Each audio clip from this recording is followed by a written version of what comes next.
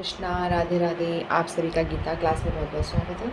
ओम अज्ञानतिमिरन्धस्य ज्ञानाञ्जनशलाकया चक्षुरुन्मिलितं येन तस्मै श्रीगुरुवे नमः। गुरुवे गौरचन्द्राय राधिकाय सदालय कृष्णाय कृष्णभक्ताय तद्भक्ताय नमो नमः। नमो विष्णुपादाय राधिकाय प्रियात्मने श्री श्रीमद्भक्तिवेदान्त नारायणीति नामिने। श्रीकृष्णलीला कथने सदाक्षम् औदार्य माधुर्यगुणचित्तं वरं वरीर्यं पुरुषं महन्तं नारायणं तं शिरसा नमामि। श्रीचैतन्यमनोभीष्टं स्थापितं येन भूतले स्वयं रूपः कदा मह्यं ददाति स्वपदान्तिकम्। आजानुरभिर्भुजो कनकावदातु सङ्कीर्तनकपित्रो कमलायताक्षो विशंहरो द्विजवरो धरं पालो वन्दे जगत्प्रियकरो करुणावतारो। नमो महावदन्याय कृष्णप्रेमप्रदायते कृष्णाय कृष्णचैतन्यनाम्ने गौरत्विषे नमः। हे कृष्ण करुणा सिंधो दीनबंधो जगत्पति गोपेश गोपिका कांत श्री राधा कांत नमस्तुते। तत्कांचन गौरांगी राधे वृंदावनेश्वरी वृषभानुसुत देवी प्रणमामि हरिप्रिये। नीलाचल निवासाय नित्याय परमात्मने बलभद्र सुभद्राभ्यां जगन्नाथाय ते नमः। जय श्री कृष्ण चैतन्य प्रभु नित्यानंद श्री अद्वैत गदाधर शिवासादि गौर भक्त वृंद। हरे कृष्णा कृष्णा कृष्णा हरे हरे, हरे राम राम राम हरे हरे। हरे कृष्णा कृष्ण कृष्ण हरे हरे, हरे राम राम राम हरे हरे। मैं सर्वप्रथम अपने परम आराध्यतम गुरुपाद पद्मनित लीला प्रविष्णु विष्णुपाद श्रीमद् भक्ति वेदांत नारायण गोसाई महाराज जी के श्री चरणों में अनंत कोटि दंडवत प्रणाम करती हूँ। तत्पश्चात समस्त रूपानुगुरु परंपरा के चरणों में मेरा अनंत कोटि दंडवत प्रणाम। आप सभी को मेरा यथायोग्य प्रणाम स्वीकार। हरे कृष्णा। तो हम सभी जगन्नाथ जी की कथाएं और उनके महिमा के विषय में सुन रहे थे। जैसा कि हम सभी जानते हैं कि 16 जुलाई को रथ यात्रा शुरू होने वाली है, तो हम सभी जगन्नाथ देव को याद कर रहे हैं, उनके प्रति अपनी कृतज्ञता व्यक्त कर रहे हैं। तो हमने जगन्नाथ मंदिर के विषय में जाना था और उनके प्रसाद की महिमा के विषय में हमने चर्चा की थी। और हमने ये भी जाना था कि जो जगन्नाथ पुरी है वो कलयुग का धाम है ना। तो सतयुग का जो धाम बताया गया है, बद्रीनाथ धाम को बताया गया है, और द्वापर युग का धाम द्वारका धाम को बताया गया है, और रामेश्वरम को त्रेता युग का धाम बताया गया है, और जगन्नाथपुरी को कलयुग का धाम बताया गया है। और हम लोग को चाहिए कि अपने इस जीवन काल में एक ना एक बार तो हम जगन्नाथपुरी ज़रूर जाएं और वहाँ दर्शन करें और खूब प्रसाद पाएं, खूब प्रसाद पा करके भक्ति प्राप्त करें। जो कलयुग के जीव की यही गुण है, खाता है सोता है, तो भगवान ने कहा आ जाओ, खा लो और सो जाओ और भक्ति प्राप्त करो और तुमसे कुछ नहीं होगा।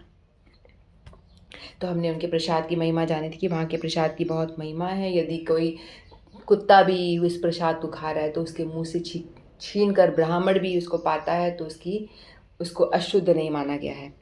तो प्रसाद कभी अशुद्ध नहीं हो सकता। साक्षात लक्ष्मी देवी वहाँ पे विराजमान होती है और उनकी अध्यक्षता में वहाँ पे जो उनका विशाल किचन है, रसोई घर बहुत ही विशाल बताया गया है, वहाँ पे ये लक्ष्मी देवी स्वयं वहाँ पर आती है और उनकी अध्यक्षता में ही प्रसाद बनाया जाता है और बहुत ही सात्विक तरीके से वहाँ प्रसाद बनाया जाता है। और कितने भी लोग वहाँ आ जाए तो भी प्रसाद की कभी भी कमी नहीं होती। तो वहाँ का जो ध्वजा है ना, मंदिर में ध्वजा लगाई जाती है, तो कहा जाता है कि वो जो ध्वजा मंदिर के ऊपर लगती है वो उसको हर रोज़ बदला जाता है, हर रोज़ उसको बदलना अनिवार्य बताया गया है। और जो झंडा है वो जो फहराता है ना, वो भी उल्टी दिशा में फहराता है, हवा जिस दिशा में चल रही होती है उसके उल्टी दिशा में झंडा फहराता है। और बताया गया यदि मंदिर में वो ध्वजा एक भी दिन नहीं बदली गई तो कहते हैं कि मंदिर 18 वर्ष के लिए बंद हो जाएगा। ऐसी भविष्यवाणी हो रखी है। तो इसीलिए मंदिर में कुछ चाहे जो हो जाए वहाँ का झंडा जो है रोज़ की रोज़ चेंज किया जाता है। और वैसे तो कहते हैं कि जो दिन के समय क्या होता है, समुद्र से धरती की ओर हवा बहती है और शाम के समय धरती से समुद्र की ओर हवा बहती है। लेकिन जगन्नाथपुरी में ऐसा बताया जाता है कि वहाँ जो हवा बह रही है वो उल्टी बह रही है।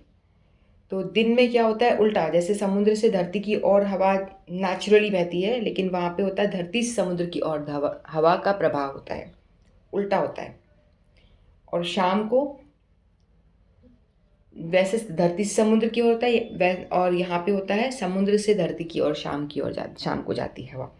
तो साइंटिस्ट लोग भी इस रहस्य को जान नहीं पाए कि ऐसा क्यों होता है, कोई बता नहीं पाया, वो इस चीज़ का पता नहीं लगा पाए कि ऐसा होता क्यों है। क्योंकि भगवान की साइंस तो सबसे बड़ी है। ये साइंस तो जो यहाँ भगवान ने जो चीज़ें यहाँ पे ऑलरेडी रखी हुई हैं उसी को सिर्फ खोज रहे हैं, खोज करके कह रहे हैं कि हमने बड़ा साइंटिफिक खोज कर लिया। लेकिन भगवान के विषय में कोई खोज नहीं कर पाया, आत्मा के विषय में कोई जान नहीं पाया। कोई साइंस नहीं बता पाती आत्मा मरने के बाद कहाँ चली जाती है, कैसे वो सूक्ष्म है, कैसे कोई दिखाई नहीं देती है। कोई ऐसा यंत्र नहीं है जिसके द्वारा हम आत्मा का दर्शन कर सकते हैं। तो भगवान के आगे तो साइंस भी पूरी तरह से फेल है। और यहाँ मंदिर की और भी कई रहस्यमयी बातें हैं। जो मंदिर के शिखर की ऊपर शिखर है ना, उसकी छाया ज़मीन पे नहीं पड़ती कभी भी, शिखर की छाया कभी भी दिखाई नहीं देती है। और कहते हैं कि मंदिर के अंदर बहुत खजाना गड़ा हुआ है, यदि कोई खोद के देखेगा तो उसके अंदर बहुत खजाना मिलेगा, ऐसा माना जाता है। तो ऐसे मंदिर जो है बहुत ही रहस्यमयी है, जैसे आवाज़ नहीं आती, ये सब हमने चर्चा की ही थी पहले, है ना। और भगवान जी बहुत लीलाएं करते हैं। आज भी हम देखते हैं कि बहुत सारी भगवान जो है डायरेक्ट अपने भक्तों के साथ में लीला करते हैं। और उनका जो रथ है ना वो भी अपनी मर्जी से चलता है। ऐसा नहीं है कि कोई भी हम लोग धक्का मार के चला लें, नहीं, जब उनके मर्जी से उनको चलना होगा तो रथ चलेगा और जहाँ रुकना होगा रुक जाएगा। इस तरह की बहुत सारी कथाएं आती हैं कि भगवान के जो भक्त है, कोई भक्त उनको बड़े ही प्रेम से आर्त भाव से पुकारता है तो रथ चलता है, नहीं तो रुक भी जाता है। तो ऐसे ही श्रील भक्ति सिद्धांत सरस्वती गोस्वामी प्रभुपाद जी, उनका जन्म स्थल जहाँ पे है, जो भक्ति विनोद ठाकुर के पुत्र हैं, है ना, जो स्वामी महाराज प्रभुपाद जी है, उनके गुरुदेव हैं श्रील भक्ति सिद्धांत सरस्वती ठाकुर, जो प्रभुपाद जी स्वामी महाराज हैं, इस्कॉन के फाउंडर आचार्य, उनके गुरु। ठीक है। तो एक दफ़ा क्या होता है, जब वो बहुत छोटे होते हैं, जब उनका जन्म हुआ होता है, तो रथ यात्रा का समय होता है, तो रथ चल रहा होता है। तो रथ चलते चलते चलते एकदम से जो श्रील भक्ति सिद्धांत सरस्वती ठाकुर जी उनके घर के आगे, यानी भक्ति विनोद ठाकुर जी उनके पिताजी उनके घर के आगे रुक जाता है। फिर बहुत प्रयास किया जाता है उसको रथ को हिलाने का, बहुत पहलवान लोग आते हैं, खींचते हैं, हाथी को लगाया जाता है, हाथी भी खींचता है, कई हाथी खींचने का प्रयास करते हैं, लेकिन रथ को टस से मस नहीं कर पाते। तो लोग समझ नहीं पाते कि रथ चल क्यों नहीं रहा है। 3 दिन तक रथ वहीं पे खड़ा रहता है, रथ चलने का नाम ही नहीं ले रहा और लोग परेशान। और जो रास्ता है ना, जो श्री मंदिर है, उसको वहाँ से लेकर के और जहाँ गुंडीचा मंदिर तक जाता है रथ, वो उनका जो डिस्टेंस है सिर्फ 3 किलोमीटर है, 3-4 किलोमीटर का ही डिस्टेंस है। लेकिन कई बार ऐसा होता है कि 3-3 दिन लग जाते हैं, कभी कभी 10-10 दिन लग जाते हैं, रथ चलता ही नहीं है, खड़ा हो जाता है, चलने का नाम ही नहीं लेता। भगवान की मर्जी, खड़ा है तो खड़ा है, वहीं पे ही भगवान को भोग लगाया जा रहा है, वहीं पे ही भगवान की आरती पूजा हो रही है, वहीं भगवान को शयन कराया जा रहा है, ऐसा होता है।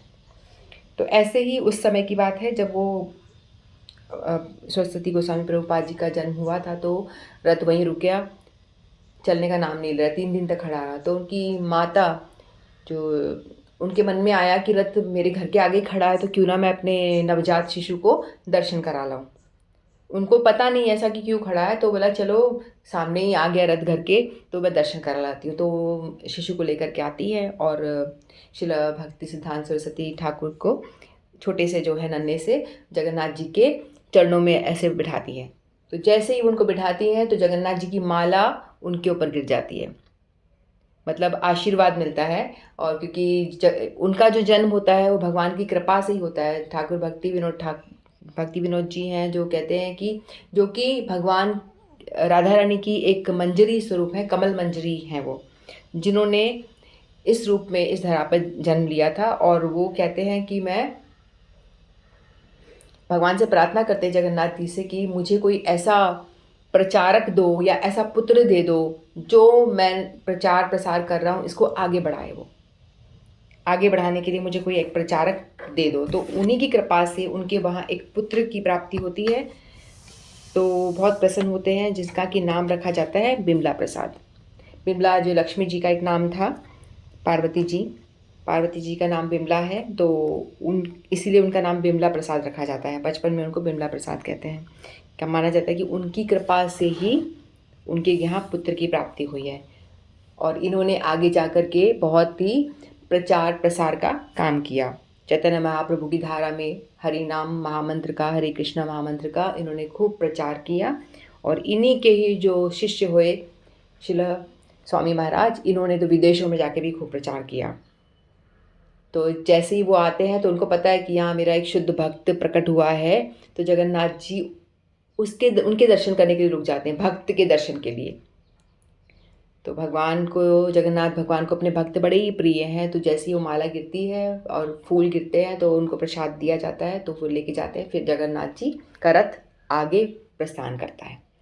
ऐसी बहुत सारी कथाएं आती हैं कि भगवान जी जो है अपने मन से रथ को चलाते हैं। नई इच्छा तो कोई हिला नहीं सकता, कुछ भी कर लो, कोई रथ को हिला नहीं सकता, कि भगवान राजा है, अपने मन के मर्जी के मालिक, जो करना करें, है ना। तो वैसे ही भगवान जो है बहुत ही भक्त वत्सल है। तो उनकी एक कथा ऐसी आती है कि एक पहले क्या होता था कि जैसे कि आजकल हम देखते हैं ना, ब्रह्मचारी गण होते हैं, शादी नहीं करते, भगवान के लिए अपनी जीवन को समर्पित कर देते हैं, अपने घर बार को छोड़ देते हैं और भगवान की सेवा में ही सिर्फ रहते हैं, है ना। उसी तरह से पहले के टाइम में ऐसा होता था कि लड़कियां जो होती थी ना, वो भी ब्रह्मचारिणी का जीवन बिताना चाहती थी। ऐसा माना जाता था कि वो जगन्नाथ जी से वो शादी करेंगी, जगन्नाथ जी के ही लिए नृत्य करेंगी। देवदासी कहा जाता था उनको। तो देवदासी की तरह से वो मतलब शादी नहीं करती थी, वो हमेशा जगन्नाथ जी की सेवा में रहती थी, उन्हीं को ही नृत्य दिखाया करती थी, नृत्य गान करती थी, उनकी सेवा में रहती थी। तो वैसे ही एक देवदासी थी, और प्राचीन समय की बात है, एक देवदासी थी जो जगन्नाथ जी के लिए नृत्य किया करती थी, गीत गाया करती थी। तो उस टाइम पे क्या होता है कि एक कोई राजा आता है, ठीक है। तो वो राजा लाल बेग नाम से एक राजा होता है, जो मुस्लिम राजा था। वो चढ़ाई करता है उड़ीसा पे और वहाँ हरा देता है उड़ीसा के राजा को। फिर बाद में वो दासी जो होती है बहुत सुंदर होती है, तो उसको लेके चला जाता है और उससे ज़बरदस्ती से विवाह कर लेता है। फिर उसके विवाह कर लेता है तो उसके वजह से उसके यहाँ एक पुत्र की प्राप्ति होती है, जिसका नाम होता है साल बेग। तो साल बेग जो है वो भी बहुत ज़्यादा मुस्लिम हो गया। वो भी भक्त होता है भगवान का, क्योंकि उसकी माता जो थी वो देवदासी थी, वो भक्त थी, इसलिए वो भी भक्त होता है, ठीक है। तो एक दफ़ा क्या होता है, साल बेग को एक ऐसा रोग हो जाता है, फोड़े वगैरह कुछ हो जाते हैं, फुंसी वगैरह शरीर पे हो जाती है, और कहीं कितना इलाज करा लिया, ठीक होने का नाम ही नहीं ले रही होती। तो सब जगह चले गए वो लोग, और उसके बाद में उन्होंने क्या करा, अपने उसकी माता को बोला कि मेरा तो ये रोग है, मिटने का नाम ही नहीं ले रहा, मैं क्या करूं, मेरा रोग जो है मिट ही नहीं रहा है। तो उसकी माता ने बोला कि देखो, जगन्नाथ ही हैं जो तुम्हारे रोग का निवारण कर सकते हैं, और कोई नहीं कर सकता। तो तुम एक काम करो, जगन्नाथ जी की शरण में चले जाओ। तो उसने बोला कि मैं तो मंदिर जा नहीं सकता, मैं तो मुस्लिम हूँ, है ना, मैं मुसलमान हूँ, तो मुझे तो मेरी एंट्री नहीं है, मैं कैसे जाऊँ। तो उन्होंने बोला कि कोई बात नहीं, बाहर पतित पावन गेट के पास में पतित पावन जगन्नाथ जी है। लाइट आ गई। पतित पावन जगन्नाथ जी हैं जो मुस्लिम लोग जो नहीं घुस सकते ना, उनके लिए बाहर भगवान खुद से आके विराजमान हो गए हैं। तो जो लोग भगवान का अंदर आके दर्शन नहीं कर सकते, तो माना जाता है कि जो पतित पावन जगन्नाथ जी हैं उनका दर्शन करोगे तो पूरा आपको जगन्नाथ जी के दर्शन का ही फल मिलेगा। तो फिर सालबेग गए और उन्होंने पतित पावन जगन्नाथ जी का दर्शन किया और प्रार्थना की कि मेरा ये रोग आप ठीक कर दीजिए। उनकी भक्ति करी और श्रद्धा भाव से सच्चे मन से उन्होंने पुकारा भगवान को, तो देखा कि उन्होंने फटाफट उनका जो रोग है वो ठीक हो जाता है। तो उनकी सालबेग की जो श्रद्धा बहुत ज़्यादा बढ़ जाती है जगन्नाथ जी के प्रति कि जगन्नाथ जी तो सचमुच में बहुत मतलब रिज़ल्ट मिलता है यदि हम उनकी भक्ति करते हैं, तो बहुत श्रद्धा बढ़ जाती है। तो सालबेग जो होते हैं उनके अंदर अपनी माता का खून तो था ही, माता बहुत भक्त थी, देवदासी थी, तो उसके अंदर भी वो ब्लड था ही, तो उसके वो भी हमेशा क्या करती थी, हमेशा वो भी भगवान के लिए बहुत सारे रचनाएं उन्होंने करी और बहुत सारे गीत गाए, बहुत ही श्रेष्ठ भक्त हुए, भगवान के बहुत ही श्रेष्ठ भक्त हुए। तो लेकिन वो मंदिर के अंदर जा नहीं पाते थे, उनके मन में ये बड़ी कमी रहती थी कि मैं मंदिर के अंदर नहीं जा पाता। तो उन्होंने सोचा कि वृंदावन चला जाता हूँ, जो जगन्नाथ जी है वो अभिन्न कृष्ण ही तो है, कृष्ण ही तो है जो जगन्नाथ जी के रूप में यहाँ पे विराजमान है, तो मैं क्यों ना वृंदावन जाकर दर्शन करूँ, वहाँ तो ऐसा कोई पाबंदी नहीं है, सब जाके दर्शन कर सकते हैं। तो वृंदावन चले जाते हैं, वहाँ पे जाकर के वो दर्शन वगैरह करते हैं। षड गोस्वामी उस समय थे, उनसे भी मिलते हैं, सभी मंदिरों के दर्शन करते हैं। तो एकदम से उनको ख्याल आता है कि अभी रथ यात्रा शुरू हो रही है। तो उन्होंने बोला अरे रथ यात्रा शुरू होने वाली है, तो गोस्वामीगण कहते कि हमें जाना है रथ यात्रा में, तो कहते कि मुझे भी जाना है। तो एकदम से वो कहते कि मैं तो बहुत टाइम लगेगा मुझे जाने में, मैं जा नहीं पाऊँगा, बहुत दूर है, क्योंकि उस टाइम पे तो कोई साधन होता नहीं था, पैदल चल के जाना होता था। तो कहते कि मैं दर्शन नहीं कर पाऊँगा क्योंकि रथ यात्रा तो ख़त्म हो जाएगी तब तक। तो फिर भी वो उनके मन में बहुत तीव्र इच्छा थी कि भगवान के दर्शन तो मैं मंदिर में जाके तो कभी कर नहीं पाता, तो क्यों ना मैं रथ यात्रा के टाइम पे साक्षात दर्शन करूं और मैं आलिंगन भी कर पाऊं। आजकल तो शायद ये बंद कर दिया गया है, पहले तो ऐसा था कि कोई भी चढ़ के आलिंगन करता था भगवान को, तो आलिंगन भी करूं, भगवान से साक्षात मिल पाऊंगा मैं तो मेरे आराध्य से, तो ऐसा भाव आता है उनके अंदर। तो फिर वो चलना शुरू करते हैं, मन में बड़ा विरह हो रहा है कि हे जगन्नाथ जी, मैं आपका दर्शन करना चाहता हूँ, मैं आपका दर्शन करना चाहता हूँ, आप रुको मेरे लिए, ऐसे करके वो बहुत ज़्यादा विरह में भाव से प्रार्थना करते करते वो चलता है। काफ़ी दिन चलता पैदल चल रहा है वृंदावन से उसको उड़ीसा जगन्नाथपुरी आना है, तो काफ़ी टाइम लग जाता है। लेकिन वहाँ पे क्या हो गया, रथ जो एकदम स्टॉप हो गया, बहुत टाइम हो गया, रथ चलने का नाम नहीं लेगा। और सालबेग जो है प्रार्थना करते करते अभी तो रथ यात्रा ख़त्म हो ही गई, मेरे दर्शन मिस हो गए, मैं तो कर ही नहीं पाऊँगा, रथ यात्रा समाप्त हो चुकी। सालबेग के मन में ऐसा चल रहा है, लेकिन बोलता कोई बात नहीं, प्रयास तो करूँ, मैं पहुँचने का प्रयास तो करूँ। वो चलते जा रहा है और काफ़ी टाइम लग कर के वो कई दिन चलते जब वो जगन्नाथपुरी पहुँचता है और वहाँ पे रथ यात्रा का जो रथ है वहीं की वहीं एकदम स्टिल होकर खड़ा है। जगन्नाथ जो बलभद्र जी हैं, सुभद्रा जी, वो सब अपने पहुंच गए, लेकिन जगन्नाथ जी हिलने का नाम नहीं ले रहे। लोग हिलाने का बहुत प्रयास करते हैं, हाथी को बुलाया, सब कुछ सारा प्रयास करते हैं बड़े बड़े पहलवानों को, लेकिन जगन्नाथ जी का जो रथ है बिल्कुल भी नहीं हिलता। फिर उतने में जब सालबेग आके बोलते किसी को पूछते हैं, जब वहाँ तक पहुँच जाते हैं काफ़ी लंबी यात्रा के बाद 10-15 दिन तक वो पैदल वॉक करते हैं, जब पहुँच के पूछते हैं कि क्या रथ यात्रा ख़त्म हो गई, भगवान अपने मंदिर में चले गए।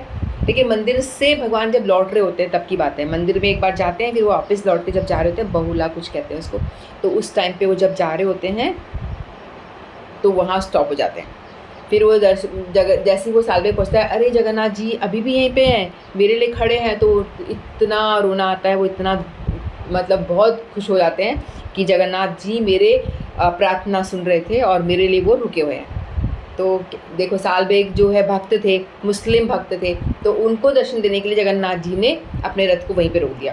कहते हैं कि मेरा भक्त जो कहीं पे भी, कभी कभी ऐसा होता है ना, रथ रुक जाता है, तो यही रीज़न होता है कि पता नहीं कौन भक्त किस जाति का है जो अंदर नहीं आ पा रहा है और मेरे लिए वेट कर रहा है, कहीं दूर से आ रहा है, तो जगन्नाथ जी का रथ बोलता है मैं वेट करूँ, मेरा भक्त आ जाए, मुझसे मिल ले, तब तक मैं वेट करूँगा। तो इस तरह से सालबेग के लिए भी उन्होंने वेट करा। फिर वो सालबेग आते हैं और भगवान के स्तुति करते हैं, प्रणाम करते हैं, खूब रोते हैं और भगवान से मिलके आलिंगन करते हैं और फिर बाद में रथ जो है फिर चलता है। तो ऐसे ही भगवान की भक्त वत्सलता दिखती है कि भगवान का चाहे कोई भी भक्त, कोई भी जाति का क्यों ना हो, जगन्नाथ यानी जगत के नाथ हैं, वो जगत के नाथ हैं। ऐसा नहीं है कि वो उड़िया के ही नाथ है। उड़िया वाले सोचते हैं कि हमारे उड़िया जो वासी हैं वही लोग आके दर्शन करेंगे। तो प्रभुपाद जी कहते हैं कि ये कोई उड़िया नाथ नहीं है, ये जगन्नाथ है, जगत के नाथ हैं। तो उन्होंने प्रभुपाद जी जब आए वो इस्कॉन का उन्होंने प्रचार प्रसार किया, और विदेशों में भी उन्होंने कहा जगन्नाथ जी जगत के नाथ नहीं है, उड़िया के नाथ नहीं, जगत के नाथ है। तो वहाँ पे भी वो जगन्नाथ जी की स्थापना उन्होंने करी, उनको वहाँ पे भी लेके चले गए। तो अभी विदेशों में भी हम देखते हैं कि हर एक शहर में जगन्नाथ बलभद्र सुभद्रा जी की स्थापना है, इस्कॉन के सेंटर्स हैं, सभी जगह भगवान की पूजा आराधना होती है। तो भगवान ने जगन्नाथ को जगत के नाथ बना दिया, सभी लोगों के वहाँ भेज दिया। तो इस तरह से हम देखते हैं कि भगवान जो है बहुत ही भक्त वत्सल हैं। तो एक और हम कथा सुनते हैं जगन्नाथ जी की। जगन्नाथ जी को किसी का भी जो फॉल्स ईगो है ना, गर्व, अभिमान बिल्कुल भी अच्छा नहीं लगता किसी के भी अंदर। तो एक समय की बात है, एक बार एक राजा था जिसका नाम, राजा नहीं, एक धनी सेठ, बहुत ही धनी सेठ था, धनवान सेठ था, जिसका कि नाम था जगत सेठ। तो जगत सेठ बहुत ही धनी व्यक्ति था।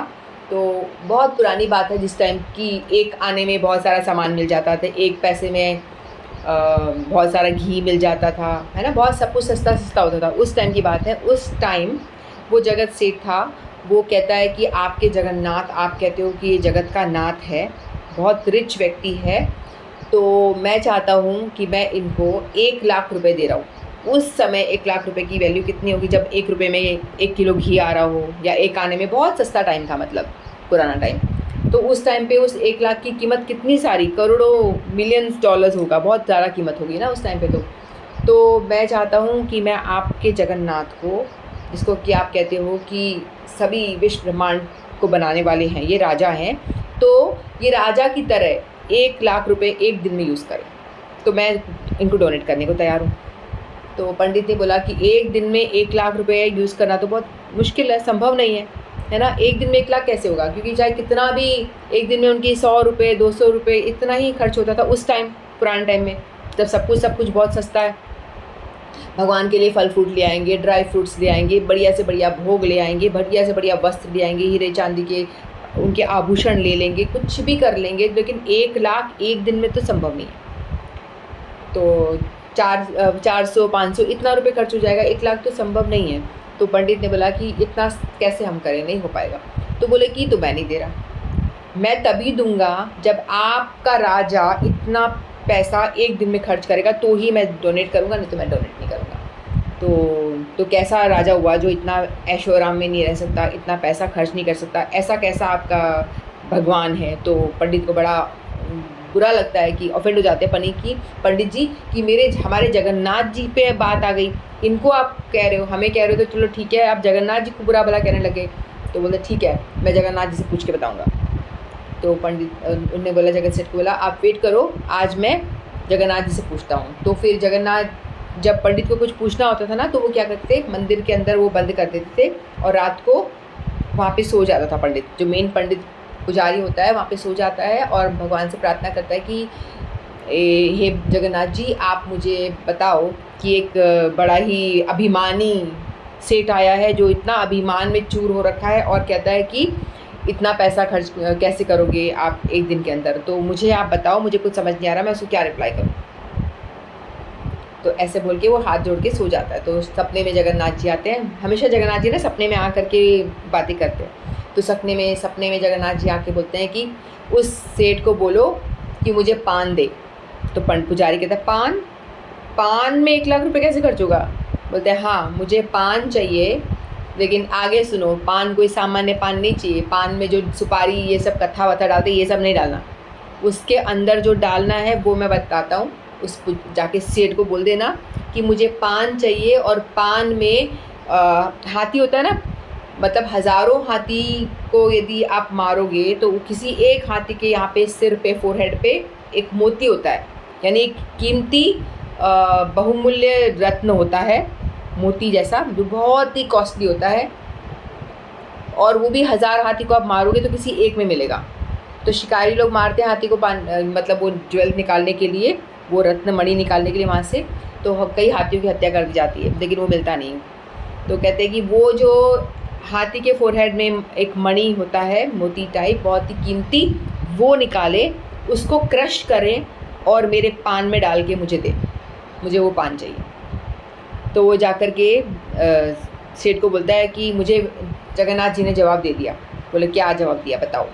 तो जगन्नाथ जी ने कहा कि मुझे पान दो। तो जो व्यापारी होता है जोर से हंसता, हाँ हाँ पान, तुम्हारे जगन्नाथ जी को पान चाहिए, और भी सस्ती बात बोल रहे हो आप, तो पान तो और भी सस्ता है। तो बोलते कि पान सुनो आगे, कोई साधारण पान नहीं मांगा, जगन्नाथ जी ने बोला है कि मुझे ऐसा पान चाहिए जिसमें कि हाथी के जो फोरहेड में मणि होती है वो निकालो और उसमें क्रश करके उसके अंदर डाल के पान बना के मुझे दो, मुझे वो पान खाना है। तो सेठ के होश उड़ गए, बोलता है कि हाथी के उसमें फोरहेड में से निकालना है, कैसे निकालूं? पहली बात तो मुझे पता नहीं कि कौन से हाथी में वो होगा, पर पता होगी भाई किसी एक हाथी में होगा तो मैं वो हाथी को ले आता हूँ, उसको मार के उसमें से निकाल के मैं दे देता हूँ। लेकिन हज़ारों हज़ारों हाथियों को आप लाओगे, उन्हें मारोगे और फिर उसमें से यहाँ से निकालोगे, इतना पाप करोगे। पहली बात तो 1000 हाथी खरीदने की आपकी औकात नहीं होगी, एक हाथी खरीदने की औकात भी नहीं होगी। फिर 1000 हाथी अब खरीद के पता नहीं किस में मिले, फिर से आप और 1000 हाथी खरीदो, फिर उसमें ढूंढो, फिर मिल गया तो उसको डालो, और वो जो मणि है वो खुद भी बहुत कॉस्टली होता है। तो फिर उसने बोला, हाथ जोड़ लिए कि भाई मान गया आपके जगन्नाथ जी को, मेरे बस का नहीं है कि एक हाथी भी मैं खरीद सकूं, इतनी भी मेरी औकात नहीं है। वो मणि लाने की बात तो दूर की है, मैं मान गया आपके भगवान को, तो मैं आपके भगवान के आगे नतमस्तक होता हूँ और मेरा अभिमान चूर चूर हो गया है और मैं उनके आगे शरणागत होता हूँ और कहता हूँ कि ये लो 1 लाख रुपए, आपको जो करना है, जैसे करना है, जब तक यूज़ करना है करो, 1 साल में, 1 महीने में या 1 दिन में, जो आपका जी चाहे वो करो, मैं आपका दास, मुझे समझ में आ गया कि मेरा कुछ नहीं है, आप ही जगत के नाथ हो। तो ऐसे ही भगवान जो है बहुत कईयों के जो फॉल्स ईगो हैं उनको भंग कर देते, चूर चूर कर देते हैं। जगन्नाथ जी की ये महिमा है। तो ऐसे ही एक और व्यक्ति था, उसका नाम था उदयन आचार्य। उदयन आचार्य एक, उसने भी यही सुना था कि भगवान धरती पर यदि कोई भगवान है तो साक्षात जगन्नाथपुरी में जगन्नाथ जी ही हैं। तो वहाँ यदि कोई जाता है और वहाँ जाकर के भगवान के दर्शन करता है तो वो उसकी मुक्ति हो जाती है, वैकुंठ को प्राप्त हो जाता है। तो उसके दिमाग में ये बात, ज्ञानी था वो, बुद्धिमान पंडित जैसा, तो वो कहता है ऐसा कैसे हो सकता है। तो इतने सारे लोग तपस्या करते हैं, तप करते हैं, तब जाके कहीं भगवान उनके दर्शन देते हैं, और यहाँ कह रहे हो किसी एक मूर्ति को दर्शन करो और तुम्हारी मुक्ति हो जाएगी, ऐसा कैसे पॉसिबल है। तो उसको ये बात हजम नहीं हो रही थी। और एक और बात यहाँ पे आती है कि हम लोग देखते हैं कि बहुत सारे लोग जाते हैं कि वहाँ अगर आपने दर्शन करे और दर्शन करते से ही आप मुक्ति को प्राप्त हो जाओगे, है ना। लेकिन हम तो देखते हैं जगन्नाथपुरी में लोग जा रहे हैं, दर्शन करें, वापस भी आ रहे हैं, कोई मर के मुक्ति तो पा नहीं रहा है, ऐसा क्यों। तो देखो एक रीज़न इसका ये भी है कि वहाँ अगर आपका भाव ये है कि मैं वहाँ जा कर के मुक्ति पाना चाहता हूँ तो आपको मुक्ति ज़रूर मिलेगी। लेकिन हमारा क्या भाव होता है, हम वहाँ जाएँ, घूमें, वहाँ का बीच देखें। वहाँ जगन्नाथपुरी बहुत सुंदर एक जगह है, समुद्र के किनारे बसा हुआ है, तो वहाँ पे बीच पे जाके आनंद करें, वहाँ भगवान का प्रसाद खाएं, वहाँ से ये चीज़ ले आएँ, हमारी इच्छा ये होती है। तो भगवान वो हमें प्रदान करते हैं, तुम आनंद करो बीच में जाके, गोवा में बीच में जाके आप आनंद करोगे, वही वाला आनंद आपको, स्पिरिचुअल आनंद आपको जगन्नाथपुरी में मिलेगा। जो लोग गोवा जाते हैं, वहाँ जाके आनंद करते हैं, वो वाला, उससे भी कहीं ज़्यादा आनंद आप जगन्नाथपुरी समुद्र में किनारे आप जाओ, गोवा वाला फील आएगा। और वहाँ आप समुद्र, इतना पवित्र समुद्र है, वहाँ आप डुबकी मारोगे तो आपको अनंत नदियों में स्नान करने का पुण्य मिलेगा, क्योंकि उसमें साक्षात चैतन्य महाप्रभु ने डुबकी मारी है। तो इसलिए हम लोगों को गोवा जाने का मन है ना, तो वहाँ मत जाके वहाँ चले जाए जगन्नाथपुरी, वहाँ जाकर के बीच में जाके बैठे और समुद्र में जाके डुबकी मारे श्रद्धा भाव से, क्योंकि साक्षात चैतन्य महाप्रभु वहाँ पे रोज़ जाके स्नान किया करते थे। वो पानी इतना पवित्र है। सभी नदियाँ वैसे भी समुद्र में आके मिलती हैं, गंगा, यमुना, सरस्वती, सभी नदियाँ समुद्र में ही मिलती हैं आकर के।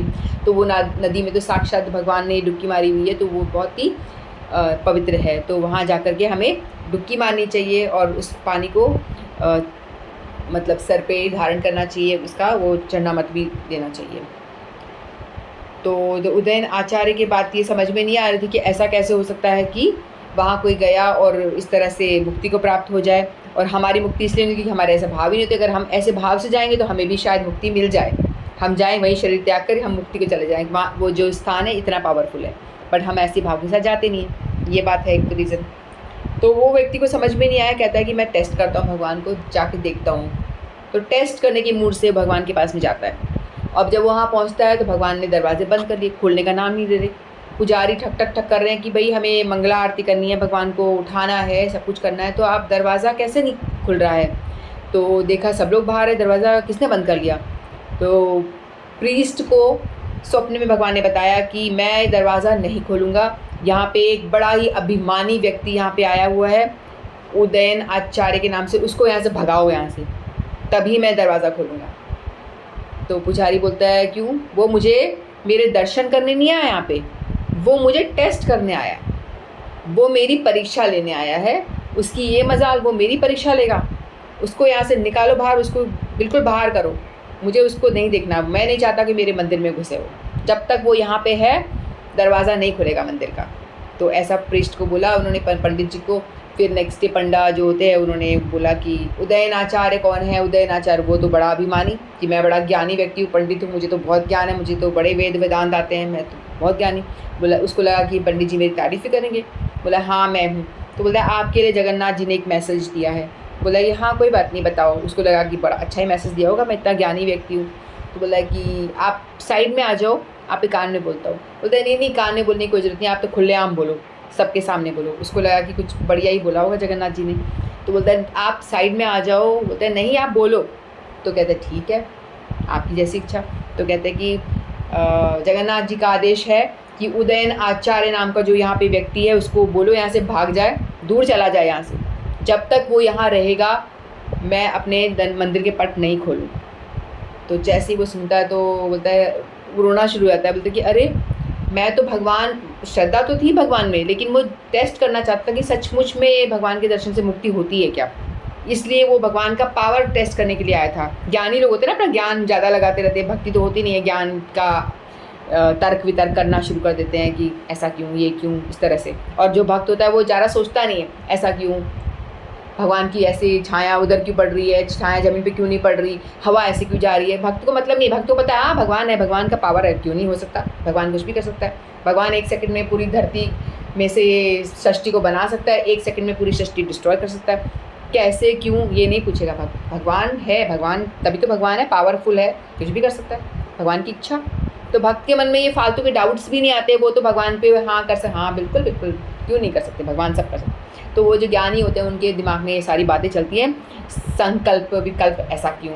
तो बोलते हैं कि इसको बाहर निकालो। फिर वो बोलता है कि हाँ भाई मेरे मन की बात इन्होंने जान ली तो ज़रूर भगवान ही है ये, और मेरी इस जीवन का, मेरा इस ज्ञान का क्या अर्थ है जब मैं भगवान के दर्शन नहीं कर पा रहा हूँ यहाँ आकर के भी। तो उसको पूरी श्रद्धा हो जाती कि हाँ यही भगवान है। फिर वो शरणागत होते हैं, फिर नाक रगड़ के माफ़ी मांगते हैं, भगवान से प्रार्थना करते हैं, क्षमा मांगते हैं। तो भगवान कहते हैं कि ठीक है मैं तुम्हें क्षमा करता हूँ, फिर पट खुलते हैं। तो इस तरह से भगवान जो है, बहुत सारी लीलाएं हैं भगवान की। जो मैं बोलने आई थी वो तो मैंने बोली ही नहीं, आज मैंने सोचा था जो बोलूँगी वो मैंने बोली नहीं, कुछ और ही बोला है। हमेशा मेरे साथ में यही होता है, जो कथा 2 मैंने सुनाई है ये मैंने आज सोचा ही नहीं था कि आज बोलने वाली हूँ मैं। कोई बात नहीं, जैसी भगवान की मर्जी, जो भी भगवान बुलाना चाहें वही हम बोल देते हैं। बोलो श्री जगन्नाथ बलभद्र सुभद्रा महारानी की जय। वांछाकल्पतरुभ्यश्च कृपा सिंधुभ्यश्च पतितानां पावनेभ्यो वैष्णवेभ्यो नमो नमः। हरे कृष्णा।